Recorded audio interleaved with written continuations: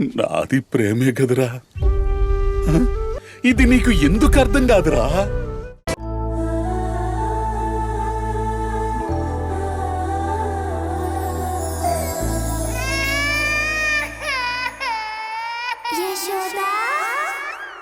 నేను ఇలాగే ఏ గదిలోకి వెళ్ళినా ఖచ్చితంగా నన్ను అనుమానిస్తారు. ఇలా కాకుండా నేను ఈ హాస్పిటల్లో మనిషిలాగా వెళ్ళాలి. కానీ ఎలా?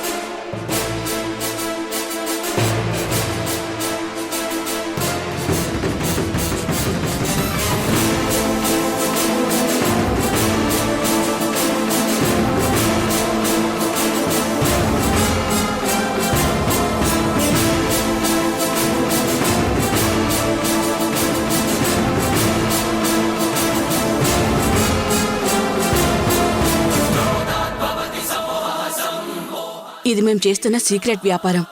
ఈ వ్యాపారంలో మేము చాలా జాగ్రత్తగా ఉంటాం. అలాగే మా దగ్గరికి ఆ అమ్మాయిని తీసుకొచ్చే మీలాంటి వాళ్ళు కూడా చాలా జాగ్రత్తగా ఉండాలి. నువ్వే అమ్మాయిని తీసుకొచ్చినా ఆ అమ్మాయి తాలూకు డీటెయిల్స్ మా దగ్గర చాలా భద్రంగా ఉంటాయి. ఏ సంవత్సరం ఎవరెవరు ఏ అమ్మాయిని తీసుకొచ్చారు, వాళ్ళకి ఏ అబ్బాయి వాళ్ళ పిల్లల్ని పుట్టించాం, ఇవన్నీ మా దగ్గర ఉంటాయి.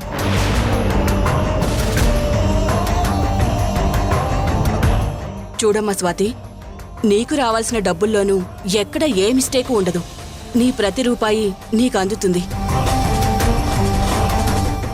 ఏం కంగారు పడకు. నువ్వు పోయినసారి తెచ్చిన అమ్మాయిలు మాకెందుకు పనికిరాలేదు. ఈసారి తీసుకొచ్చే అమ్మాయిలు చాలా గొప్ప అందగత్తెలై ఉండాలి.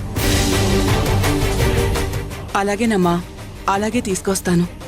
కాకపోతే మీరు కొంచెం డబ్బులు ఎక్కువ ఇప్పిస్తే చాలు.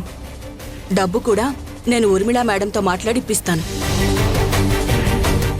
అలాగే అమ్మా, వస్తాను. వెళ్ళిరా.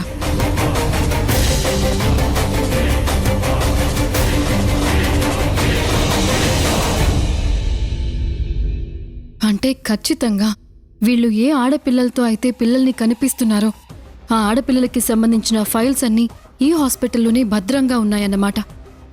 అవి ఎక్కడుండుంటాయి? ఆ ఫైల్స్ని చూస్తే ఖచ్చితంగా నా బిడ్డకి తండ్రి ఎవరో తెలిసిపోతుంది. వెంటనే ఆ రూమ్ ఎక్కడుందో తెలుసుకోవాలి.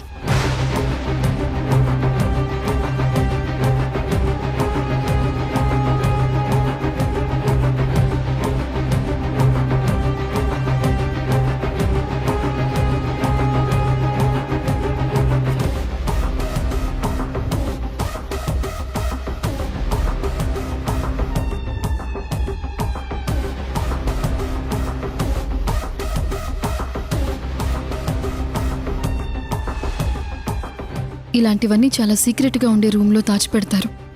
ఖచ్చితంగా వాటికి లాకర్స్ కూడా ఉండే ఉంటాయి.